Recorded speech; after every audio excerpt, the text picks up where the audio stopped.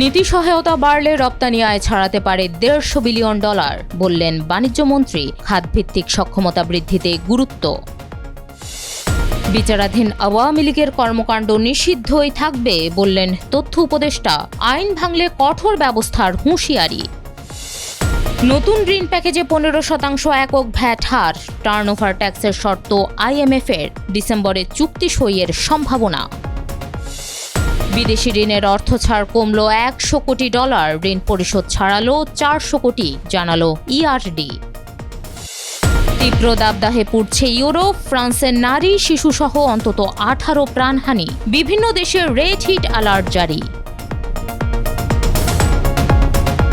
স্বাগত জানাচ্ছি the business স্ট্যান্ডার্ডের নিয়মিত আয়োজন TBS রাত 8টার সংবাদে। সঙ্গে আছি আমি বর্ণা দাস। দেখছিলেন সংবাদ শিরোনাম, এবার বিস্তারিত।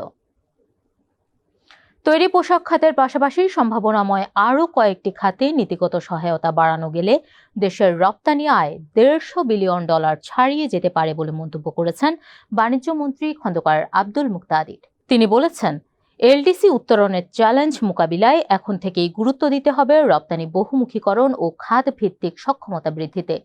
23 জুন রাজধানীর সিরডাপ মিলনায়তনে এক পরামর্শ সভায় তিনি একথা বলেন। জানান, তৈরি পোশাক শিল্পের বাইরে আরও 5 থেকে 6টি খাতে কার্যকর নীতি সহায়তা দেওয়া সম্ভব হলে দেশের রপ্তানি আয়ে অর্জন করা যাবে বড় ধরনের প্রবৃদ্ধি।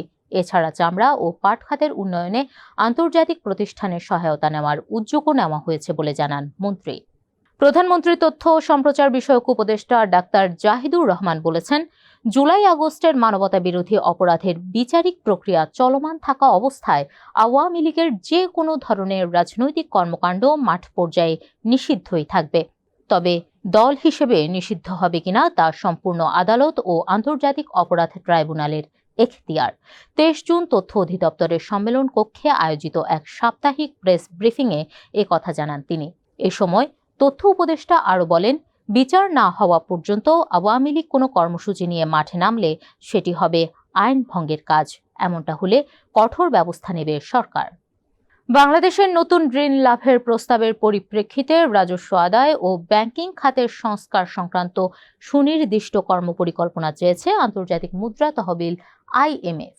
অর্থ মন্ত্রণালয়ের কর্মকর্তারা জানান, IMF চায় মূল্য সংযোজন করের একটি নির্দিষ্ট হার হবে এবং সেটি 15%। পাশাপাশি টার্নওভার ট্যাক্স আরোপ করার পক্ষে সংস্থাটি। এছাড়া ব্যাংক খাতের খেলাপি ঋণ কমিয়ে আনা, দুর্বল প্রতিষ্ঠান একীভূতকরণ এবং ব্যাংকের ব্যবস্থাপনায় সরকারের হস্তক্ষেপ বন্ধ করার সুনির্দিষ্ট পরিকল্পনা চেয়েছে সংস্থাটি।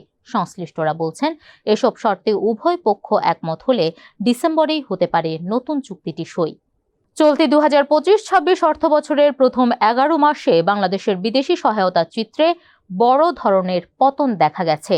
এই সময়ে বিদেশি ঋণের প্রতিশ্রুতি ও অর্থছাড় উভয়ই কমেছে আশঙ্কাজনকভাবে। যদিও বিপরীতে ঋণ পরিশোধের দায় ক্রমাগত বেড়েই চলেছে। 23 জুন প্রকাশিত অর্থনৈতিক সম্পর্ক বিভাগের সর্বশেষ প্রতিবেদন অনুযায়ী গত অর্থবছরের একই সময়ের তুলনায় চলতি অর্থবছরের প্রথম 11 মাসে বিদেশি ঋণের মোট অর্থ ছাড় কমেছে $100 কোটি বেশি। একই সঙ্গে প্রতিবেদনে দেখা যায়, এ সময়ে দেশের মোট ঋণ পরিশোধের পরিমাণ অতিক্রম করেছে $400 কোটি ঘর। তীব্র দাবদাহে পুড়ছে ইউরোপ। 22 জুন মহাদেশটির বেশ কয়েকটি শহরে তাপমাত্রার পূর্ববর্তী সব রেকর্ড ভেঙে গেছে।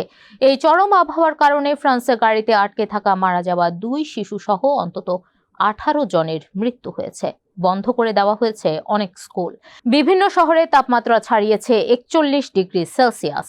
দাবদাহের কারণে ফ্রান্সের পাশাপাশি ইতালির অন্তত 12টি শহরে জারি করা হয়েছে রেড হিট অ্যালার্ট। জার্মানিতে তাপমাত্রা পৌঁছেছে 38 ডিগ্রি সেলসিয়াসে। রেড হিট অ্যালার্ট জারি হয়েছে যুক্তরাজ্যেও। গ্রিসে তীব্র গরমে দাবানল ছড়িয়ে পড়ায় বন্ধ করতে হয়েছে প্রধান মহাসড়ক। রেকর্ড তাপমাত্রার কারণে বেশ কিছু ট্রেন চলাচল বাতিল হয়েছে বেলজিয়ামে।